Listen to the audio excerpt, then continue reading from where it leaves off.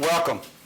And we're really excited today to share with you on the information on the Roanoke Connect project. I know there's been a lot of anticipation and information going around about the project. So hopefully today we'll achieve the objective of clarifying any questions, give you a better explanation of what it is, where we are in the process, and what we expect the outcomes to be and how that relates to you.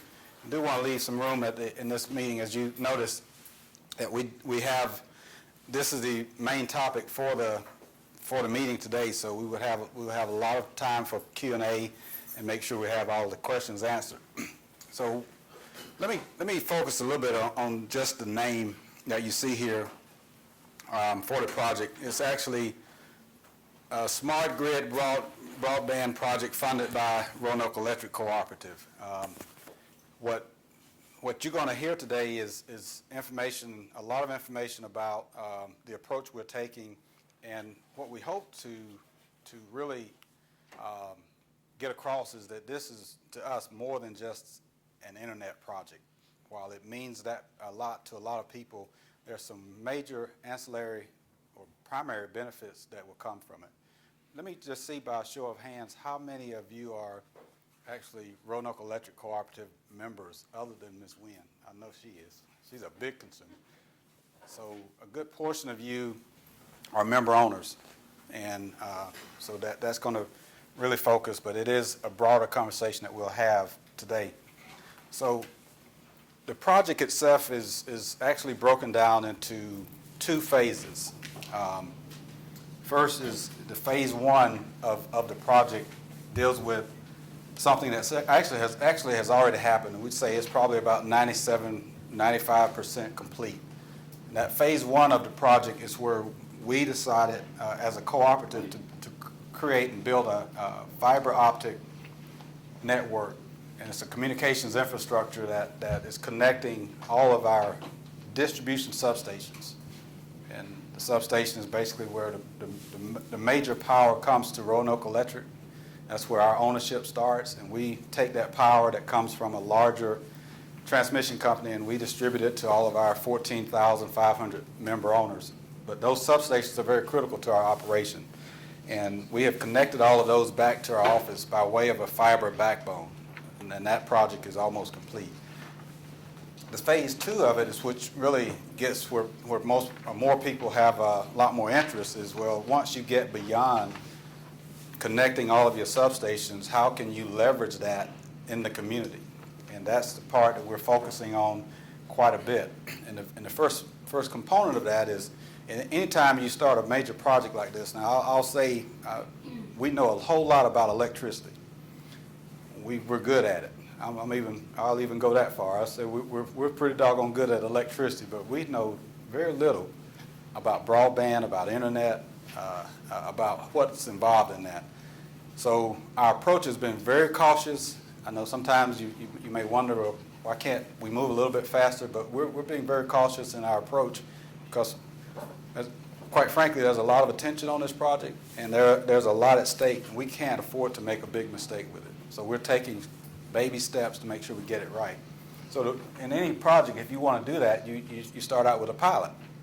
And that's what we've done in phase two. We're actually launching a pilot. What we're doing in this pilot is we're testing, at the very front end of that, we're testing some potential equipment that we'll use as a part of this overall project to make sure we get the right equipment. And so that pilot is getting ready to start, and it'll basically further enable us to meet the operational needs of the co-op beyond where we are now with the substations. And we'll be addressing a lot of what we call here pocketbook issues. When our members talk to us, when we ask questions about our member owners about what are some of the major issues that you have related to life in general or to your co-op, most of them in some way tie back to some pocketbook issues.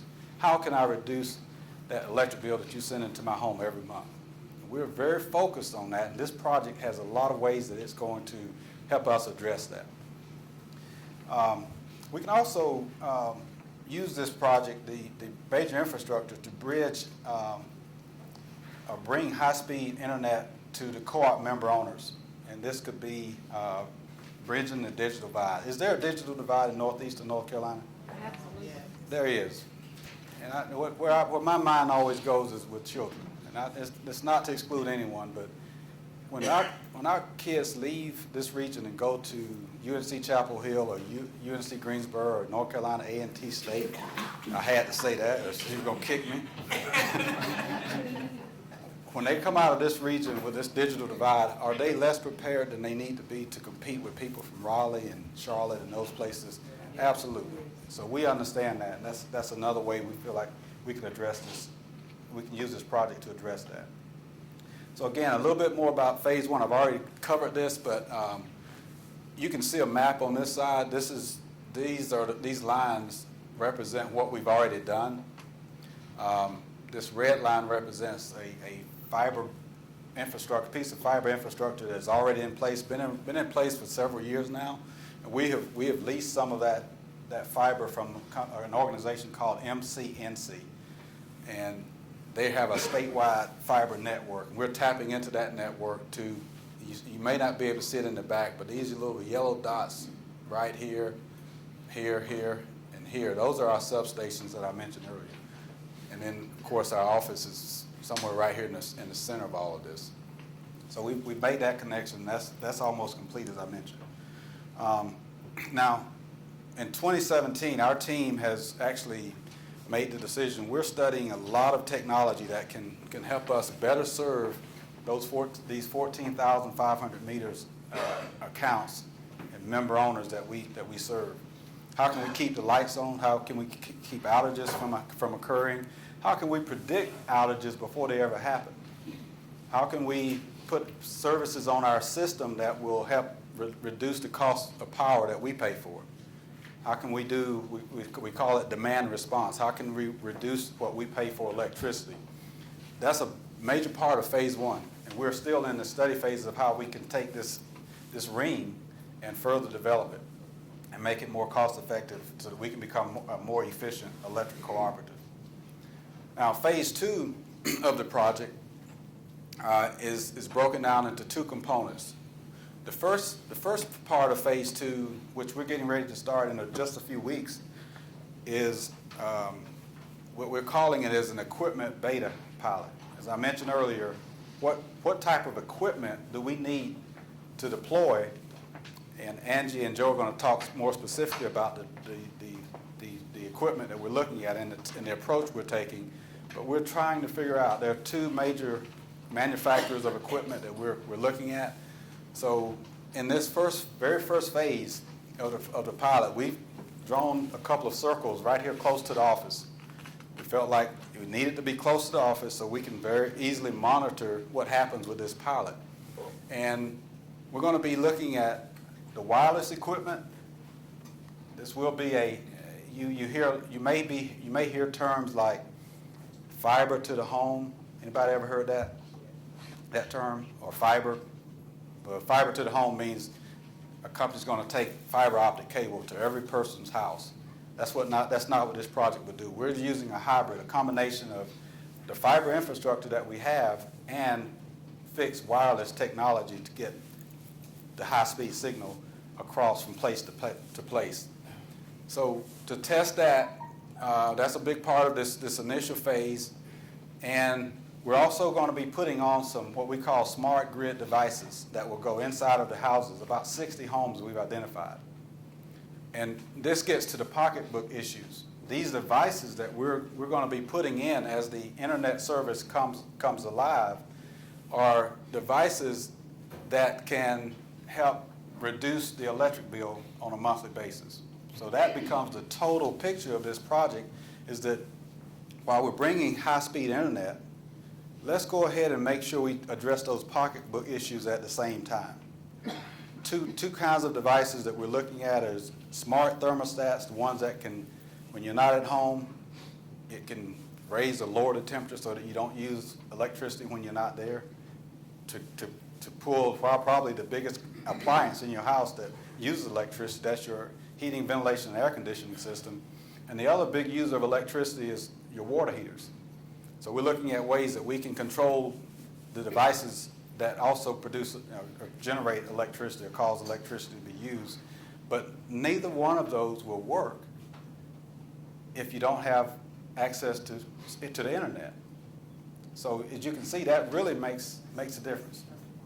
That's the model. So we're looking at this from a total perspective. So for about 60 days, starting in April, we're going to go ahead and connect about 60 houses. We like the number 60 for some reason.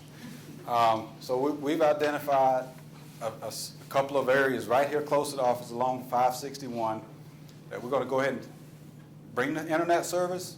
We're going to put the devices, if they'll allow us to put the devices in their homes, and we'll be using that to guide us through the full project. We'll be learning a whole lot through this test mode. That'll be 60 days from the initial start of the project. We'll be doing that. Once we are satisfied and we're comfortable with the way all this works, we'll move on to a full operational pilot that will probably last another 3 or 4 months. I'd say into the end of the year, to expand it to another 700 or 690 additional people. The total pilot project, our anticipation will be that it'll reach about 750 member owners of Roanoke Electric Cooperative. 750. And what we'll be doing during those phases, and those will be, again, close to the office, getting down into Bertie County. It'll help us streamline the installation process, because I think, based on what we're seeing, that when we open this up, there's going to be a lot of demand.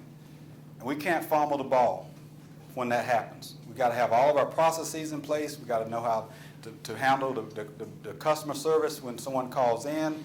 We've got to know what the billing is going to look like, how it's going to show up. There are a lot of little details that us as a neophyte company in this area got to learn how to do.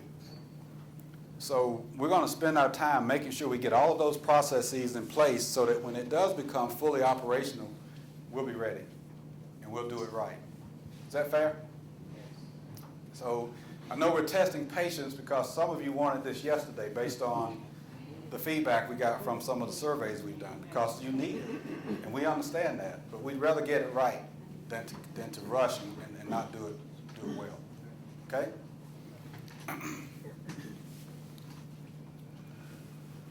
So this may be a mystery to you, but let me just try to explain it. This is our office right here.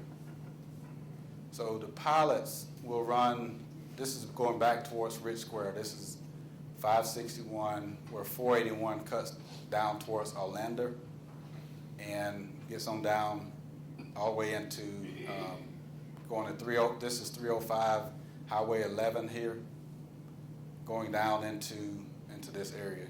So this red line represents where we already have the fiber infrastructure in place.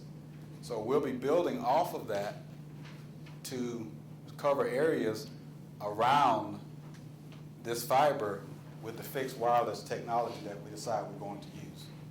So we'll have member owners in these areas that will be a part of the pilot. Again, about 750 member owners will be a part of that.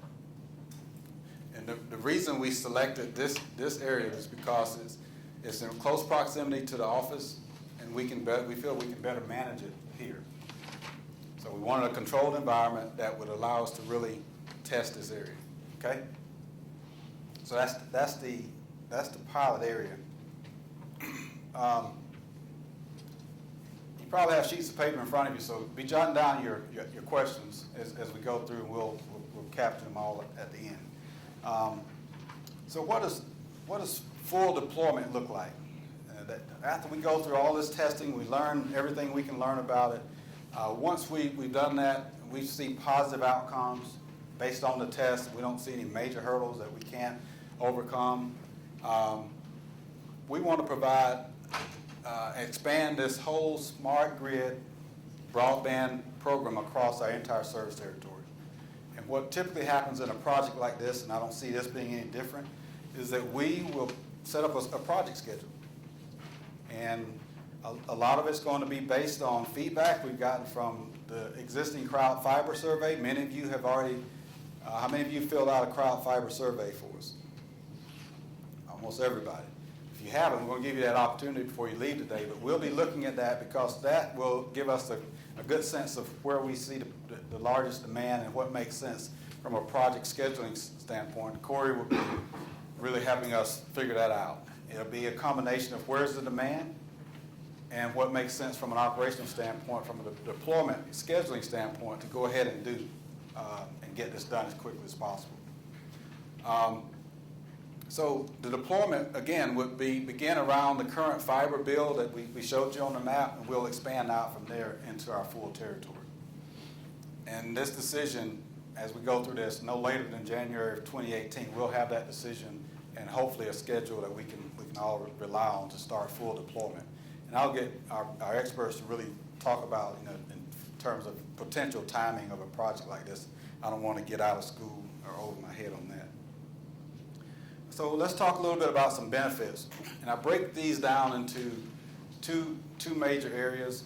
Because this is a project that is being funded by our member owners, that becomes the central focus of the project. And we always like to see cost-benefit analysis in projects like this. And at the very top, I already mentioned some of the operational benefits, which are better service to our member owners, so that we can serve you better. And then we get down into the next section. This starts to talk about some of those pocketbook issues. We have a number. Susan, raise your hand. Susan Tan, as she mentioned in the introduction, she handles our customer service, member owner services division, and basically in her department we have a number of pocketbook solving issues that we could deploy. But the bottleneck that we have is this lack of broadband, a lack of internet service. So as we deploy, we're going to be marketing and promoting some of these things like rewards, discount programs that member owners can take advantage of, online billing, payment methods, e-newsletter for communications purposes, energy efficiency, smart thermostat, and water heater controls, as I mentioned already. And then, of course, the expanded benefit of all this is we'll solve some of the issues with broadband. And that's pretty neat. We can solve some of our problems and at the same time look from a more expanded process and see how we can bridge this digital divide that we've been talking about. So that's all a component of the project. And for the economic developers in the back, I think you'll agree that there are some economic development benefits that we'll see from this project from the standpoint of helping recruit industry, helping retain jobs, small businesses. We have one of our board of directors owns an insurance agency, and he calls it Greater Gates County, Gates County citizens. And he's operating on a shoestring, I'd say it best, because he's depending on an internet service that's many times crippled. I've been in his office where he's just got a backlog of customers waiting to be served, but he can't service them because he doesn't have broadband. So small businesses will benefit from this. There are all kinds of additional benefits that we'll receive from having this in place. But the central part of it from Roanoke Electric standpoint is we start with operations, we look at pocketbook issues secondly, and then we look at the broader community. But all that can come up at the same time. So I've already said a lot of this, but let me just reiterate a couple of things. We know that the territory has very limited access. That's a given. We don't have to go further into that. We've had two clear examples that have proven that to us. One is we do have a smart thermostat program already in place. And we also have an energy efficiency program that we call Upgrade to Save. For every house, we've upgraded probably 225 houses so far. And one of the things we wanted to do to further help those member owners save energy is put a smart thermostat on inside their home as a part of that program. Out of the 220 something that we've done, I think we've been able to only offer that to about 10 or 15 member owners. Guess what the reason is why we can't offer it to them? They don't have internet. It's an internet-driven device, so they can't use it because they don't have internet. And if we had that device now, we're clearly sure that that could be another $5 or $10, $15 a month off of their utility bill, month after month after month. So that's just one clear example. The other is what we learned from our crowd fiber surveys that have come back. Clear indications from that data that there's a big need for this to happen. We're trying to create here at Roanoke Electric what we call the utility of the future, and that looks totally different. The utility of the future and the things that are expected from a utility company are quite different, and all the things that I've talked about thus far represent what that looks like from a future standpoint as being a modern, dependable, cost-effective utility company that has eliminated as much waste in the process as we can. We're no different from a manufacturing facility. You look at a manufacturing facility, if there's waste inside of that facility, what do? They cut it out. So we realize with the absence of broadband, there's some waste that we're not able to cut out of our system that we can do with a program, with a broadband program. Now, I'm going to shift gears here and just address what I said earlier about the fact that we know what we don't know. And what we know is that we don't know a whole lot about broadband. So when you don't know a lot about broadband, you bring on good partners. And that's what we've done. And one of our partners is here today. We have 3 representatives from ECC Technologies. Reba has already introduced Angie, Joe, and Corey, who bring a world of experience. They've been around in this business for a long time. They're the company that actually helped us build the first ring, the one that we're 95% completed. They have guided us through this process, been excellent partners. They've also helped us go out and find the next partner that we need, and that is someone who knows a lot about taking internet service to the last mile. And through a process that we went through with ECC Technologies, we've identified a company called Skyrunner. They're not here today, but Angie will be telling you something about the services that they bring. And that company will be an operator for us to help us bring this service to you. So they bring experience and expertise that we don't have, and we're proud of that. So just from a graphical standpoint, let me just show you how all this would work. The cooperative, with the support of ECC Technologies, is actually going to own the network. Every investment that's going to be made in this network is going to be made by this electric cooperative. Why is that, you may say? Well, in our discovery, after talking with several companies, we found that many of them would come to the region, but none of them would make an investment in every single mile of service territory that we have. That's unacceptable as a co-op. We were formed in the 30s. What if we had done that with electric service, had farms, had people who were out in the very rural areas who needed electricity, and we decided, well, you're too far away, we can't quite get a line to you, so we're going to bypass you. Well, if you're not a cooperative, that's typically the way you think. That is the issue that we have at this particular time. The reason you don't have broadband now is that particular issue.